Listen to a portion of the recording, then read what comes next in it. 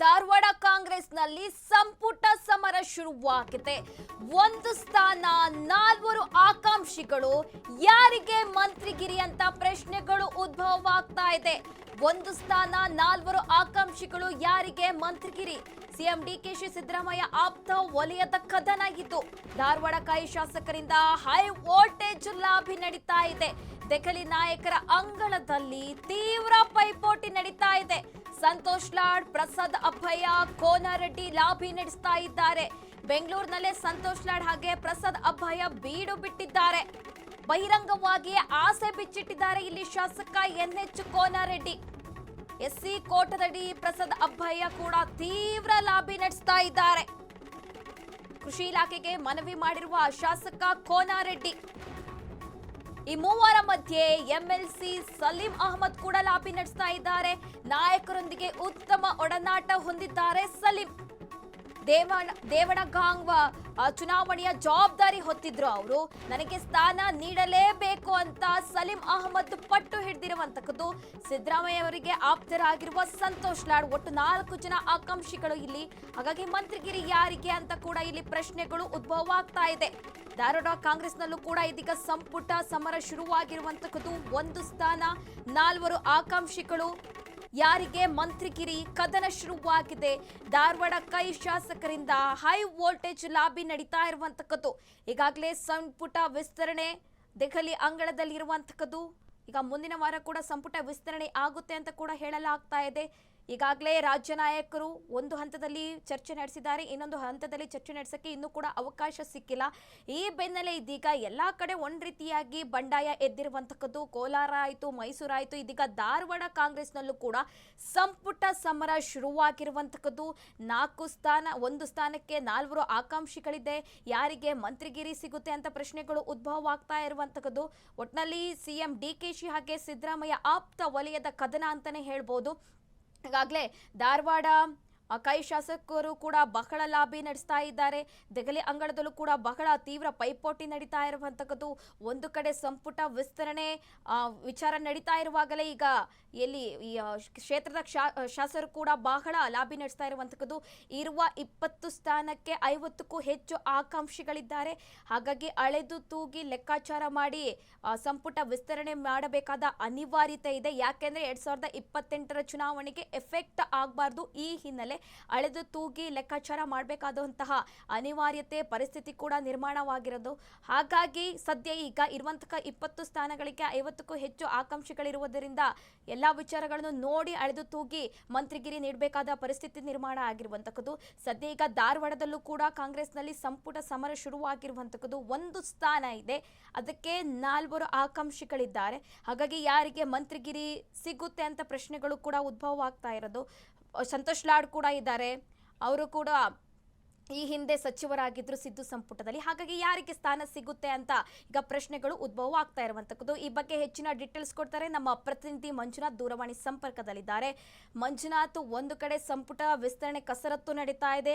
ಈಗ ಸದ್ಯ ಶಾಸಕರು ಕೂಡ ಭಾರಿ ಲಾಬಿ ನಡೆಸ್ತಾ ಇರುವಂತಕ್ಕದ್ದು. ಈಗ ಧಾರವಾಡ ಕಾಂಗ್ರೆಸ್ನಲ್ಲೂ ಕೂಡ ಸಂಪುಟ ಸಮರ ಶುರುವಾಗಿದೆ. ಒಂದು ಸ್ಥಾನ ಇದೆ, 4 ಆಕಾಂಕ್ಷಿಗಳಿದ್ದಾರೆ. ಯಾರಿಗೆ ಮಂತ್ರಿಗಿರಿ ಅಂತ ಪ್ರಶ್ನೆಗಳು ಉದ್ಭವ ಆಗ್ತಾ ಇದೆ. ಏನೆಲ್ಲ ಡೀಟೇಲ್ಸ್ ಇದೆ ಮಂಜುನಾಥ್? ಎಸ್ ಸುರಭಿ, ಈಗ ಕಾಂಗ್ರೆಸ್ನ ರಾಜ್ಯ ಸರ್ಕಾರದಲ್ಲಿ ಕೂಡ ಈಗ ಸಚಿವ ಸಂಪುಟ ವಿಸ್ತರಣೆ ಕಸರತ್ತು ಜೋರಾಗಿ ನಡೀತಾ ಇರುವಂತದ್ದು. ಯಾಕೆ ಅಂತಂದ್ರೆ ಸಮೀಪ DK ಶಿವಕುಮಾರ್ ಅವರು ನೂತನ ಸಚಿವ CM ಆಗಿ 1 ತಿಂಗಳು ಮೇಲ್ಪಟ್ಟಾಗಿದ್ದು, ಈಗ ಸಂಪುಟ ಪೂರ್ಣ ಪ್ರಮಾಣದಲ್ಲಿ ವಿಸ್ತರಣೆಗಾಗಿ ಈಗ ದೆಹಲಿ ಹೈಕಮಾಂಡ್ ನಾಯಕರನ್ನ DK ಶಿವಕುಮಾರ್ ಮತ್ತು BK ಹರಿಪ್ರಸಾದ್ ಸೇರಿದಂತೆ ಈಗ ಮಾಜಿ CM ಸಿದ್ದರಾಮಯ್ಯನವರು ದೆಹಲಿಯಲ್ಲಿ ಕಾಂಗ್ರೆಸ್ನ ಹೈಕಮಾಂಡ್ ನಾಯಕರ ಜೊತೆಗೆ ಈಗಾಗಲೇ ಚರ್ಚೆ ನಡೆಸಿರುವಂತದ್ದು. ಈ ನೆಲೆಯಲ್ಲಿ ಈಗ ಧಾರವಾಡ ಜಿಲ್ಲೆಯಲ್ಲಿ ಸಚಿವ ಆಕಾಂಕ್ಷಿಗಳು ತೀವ್ರವಾದಂತಹ ಲಾಬಿ ಕೂಡ ನಡೆಸ್ತಾ ಇರುವಂತದ್ದು. ಯಾಕೆ ಅಂತಂದ್ರೆ ಕೊನೆಯ ಹಂತದಲ್ಲಿ ಇರುವಾಗ ಹಿನ್ನೆಲೆಯಲ್ಲಿ ಈಗ ಸಚಿವ ಸಂಪುಟ ಸೇರಲೇಬೇಕು ಎಂಬ ನಿಟ್ಟಿನಲ್ಲಿ ಈಗ ಹೊಸ ಮುಖಗಳು ಈಗ ಒಂದು ರೀತಿ ಲಾಬಿ ನಡೆಸ್ತಾ ಇದ್ದಾರೆ, ಹಳೆಯ ಮುಖಗಳು ಇನ್ನೊಂದು ರೀತಿಯಾಗಿ ಲಾಬಿ ಕೂಡ ನಡೆಸ್ತಾ ಇರುವಂತದ್ದು. ಪ್ರಮುಖವಾಗಿ ಇಲ್ಲಿ ಗಮನಿಸಬೇಕಾದ ಅಂಶ ಏನೆಂದರೆ, ಈಗ ಧಾರವಾಡದ ಕಲಘಟಗಿ ವಿಧಾನಸಭಾ ಕ್ಷೇತ್ರದಿಂದ 2 ಬಾರಿ ಆಯ್ಕೆಯಾದಂತ ಸಂತೋಷ್ ಲಾಡ್ ಅವರು ಒಂದು ಕಡೆಗೆ ಸಿಎಂ ಸಿದ್ದರಾಮಯ್ಯನ ಆಪ್ತ ಬಳಗದಲ್ಲಿ ಕಾಣಿಸಿಕೊಂಡಿರುವಂತದ್ದು. ಅದರ ಜೊತೆಗೆ ಪ್ರಸಾದ್ ಅಬ್ಬಯ್ಯ ಅವರು ಹುಬ್ಬಳ್ಳಿ ಪೂರ್ವ ವಿಧಾನಸಭಾ ಕ್ಷೇತ್ರದಲ್ಲಿ 3 ಬಾರಿ ಸತತವಾಗಿ ಆಯ್ಕೆಯಾಗಿ ಸಿಎಂ ಸಿದ್ದರಾಮಯ್ಯ ಜೊತೆಗೆ ಡಿ.ಕೆ. ಶಿವಕುಮಾರ್ ಅವರ ಆಪ್ತರಾಗಿ ಗುರುತಿಸಿಕೊಂಡಿದ್ದಾರೆ. ಇದರ ಜೊತೆಗೆ ಇತ್ತೀಚೆಗೆ 2023ರಲ್ಲಿ ಜೆಡಿಎಸ್ನಿಂದ ಕಾಂಗ್ರೆಸ್ಗೆ ಬಂದು ನವಲಗುಂದ ವಿಧಾನಸಭಾ ಕ್ಷೇತ್ರದಲ್ಲಿ ಶಾಸಕರಾಗಿ ಆಯ್ಕೆಯಾದಂತ NH ಕೋನ್ ರೆಡ್ಡಿ ಅವರು ಕೂಡ ಈಗ ಸಚಿವ ಸ್ಥಾನಕ್ಕೆ ಲಾಬಿ ಕೂಡ ನಡೆಸ್ತಾ ಇದ್ದಾರೆ. ಇದರ 3 ಮಂದಿ ಶಾಸಕರು ಒಂದು ಕಡೆ ಲಾಬಿ ನಡೆಸ್ತಾ ಇದ್ರೆ, ಇನ್ನೊಂದು ಕಡೆಗೆ MLC ಸಲೀಂ ಅಹಮದ್ ಅವರು ಕೂಡ ಸಚಿವ ರೇಸ್ನಲ್ಲಿ ಇರುವಂತದ್ದು.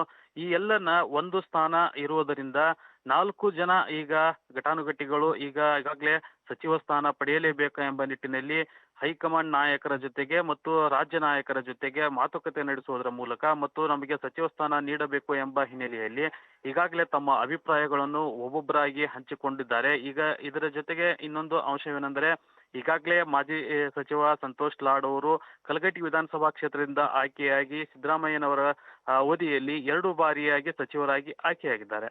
ಇದರ ಜೊತೆಗೆ ಈಗ ಹೊಸ ಮುಖಗಳಿಗೆ ಮನೆ ಹಾಕಿದ್ದಲ್ಲಿ ಸಚಿವ ಸ್ಥಾನದ ರೇಸ್ನಲ್ಲಿ ಪ್ರಮುಖವಾಗಿ ಮುಂದೆ ನಿಲ್ಲುವಂಥದ್ದು ಶಾಸಕ ಪ್ರಸಾದ್ ಅಬ್ಬಯ್ಯ ಮತ್ತು NH ಕೋನ್ ರೆಡ್ಡಿ ಅವರು. ಈ ಇಬ್ಬರು ಹೊಸ ಮುಖಗಳಲ್ಲಿ ಯಾರಿಗೆ ಮನೆ ಹಾಕ್ತಾರೆ ಎಂಬುದು ಒಂದು ಕಡೆ ಆದರೆ, ಇನ್ನೊಂದು ಕಡೆಗೆ MLC ಆಗಿ ಇರುವಂತಹ ಸಲೀಂ ಅಹಮದ್ ಅವರು ದಾವಣಗೆರೆ ವಿಧಾನಸಭಾ ಉಪಚುನಾವಣೆಯಲ್ಲಿ ಕೂಡ ಕಾಂಗ್ರೆಸ್ನ ಅಭ್ಯರ್ಥಿಯನ್ನು ಗೆಲ್ಲಿಸಿಕೊಂಡು ಬರುವುದರಲ್ಲಿ ಸಾಕಷ್ಟು ಮಹತ್ವದ ಪಾತ್ರವನ್ನು ವಹಿಸಿದ್ರು. ಇವೆಲ್ಲ ಅಂಶಗಳನ್ನು ಗಮನಿಸಿಕೊಂಡು ಈಗ ಹೈಕಮಾಂಡ್ ಮತ್ತು ರಾಜ್ಯ ನಾಯಕರು ಯಾರಿಗೆ ಮನೆ ಹಾಕ್ತಾರೆ ಎಂಬ ಪ್ರಶ್ನೆಗಳು ಕೂಡ ಮತ್ತು ಈಗ ಕ್ಷೇತ್ರದಲ್ಲಿ ಸಾಕಷ್ಟು ಕುತೂಹಲ ಚರ್ಚೆಯನ್ನು ಉಂಟು ಮಾಡಿವೆ. ಈಗ ಅದರ ಜೊತೆಗೆ ಇಲ್ಲಿ ನಾವು ಗಮನಿಸಬೇಕಾದ ಇನ್ನೊಂದು ಅಂಶ ಏನಂತಂದ್ರೆ, ಒಂದು ವೇಳೆ SC ಕೋಟಾದಡಿಯಲ್ಲಿ ಏನು ಸಚಿವ ಸ್ಥಾನ ಧಾರವಾಡ ಜಿಲ್ಲೆಗೆ ನೀಡುವುದಾದ್ರೆ, ಈಗ ಮೊದಲನೇದಾಗಿ ಪ್ರಸಾದ್ ಅಬ್ಬಯ್ಯ ಅವರು ಮೊದಲನೇ ಸ್ಥಾನದಲ್ಲಿ ನಿಲ್ತಾರೆ. ಇನ್ನೊಂದು ಕಡೆಗೆ ಮರಾಠ ಕೋಟಾದಡಿಯಲ್ಲಿ ಒಂದು ಸಚಿವ ಸ್ಥಾನ ನೀಡೋದಾದ್ರೆ ಸಂತೋಷ್ ಲಾಡ್ ಅವರು ನಿಲ್ತಾರೆ. ಇಲ್ಲವಾ ಅಥವಾ ಅಲ್ಪಸಂಖ್ಯಾತರ ಕೋಟಾದಡಿಯಲ್ಲಿ ಏನಾದರೂ ಸಚಿವ ಸ್ಥಾನ ನೀಡಲು ಬಯಸಿದ್ರೆ ರಾಜ್ಯ ನಾಯಕರು ಮತ್ತು ಹೈಕಮಾಂಡ್ ಅವರು ಸಲೀಂ ಅಹಮದ್ ಅವರು ಒಂದು ಮೊದಲನೇ ಸ್ಥಾನದಲ್ಲಿ ನಿಲ್ತಾರೆ. ಈ ಎಲ್ಲ ಅಂಶಗಳನ್ನು ನಾವು ಗಮನಿಸಿಕೊಂಡು ನೋಡಬೇಕಾದ್ರೆ ಈಗ ಪ್ರಮುಖವಾಗಿ ಸಚಿವಾಕಾಂಕ್ಷಿಗಳು ಏನು 4 ಜನ ಇದ್ದಾರೆ, ಇವರಲ್ಲಿ ಬಹುತೇಕವಾಗಿ ಪ್ರಸಾದ್ ಅಬ್ಬಯ್ಯ ಅವರಿಗೂ ಮತ್ತು NH ಕೋನ್ ರೆಡ್ಡಿ ಅವರಿಗೂ ಇಬ್ಬರಲ್ಲಿ ಯಾರಿಗಾದ್ರೂ ಒಬ್ಬರಿಗೆ ಸಚಿವ ಸ್ಥಾನ ನೀಡಬಹುದು ಎಂಬ ಚರ್ಚೆಗಳು ಈಗ ಸಾಕಷ್ಟು ಕೇಳಿ ಬರ್ತಾ ಇರುವಂತದ್ದು ಸುರಭಿ. ಮಂಜುನಾಥ್, ಇದೀಗ ಧಾರವಾಡ ಕಾಂಗ್ರೆಸ್ ಸಂಪುಟ ಸಮರ ಕೂಡ ಇರುವಂತದ್ದು ಒಂದು ಸ್ಥಾನ, 4 ಆಕಾಂಕ್ಷಿಗಳು, ಯಾರಿಗೆ ಮಂತ್ರಿಗಿರಿ ಅಂತ ಪ್ರಶ್ನೆಗಳು ಉದ್ಭವ ಆಗ್ತಾ ಇರುವಂತದ್ದು. ಈಗಾಗಲೇ ಇದು ಸಿಎಂ DKಶಿ ಹಾಗೆ ಸಿದ್ದರಾಮಯ್ಯ ಆಪ್ತ ವಲಯದ ಕದನ.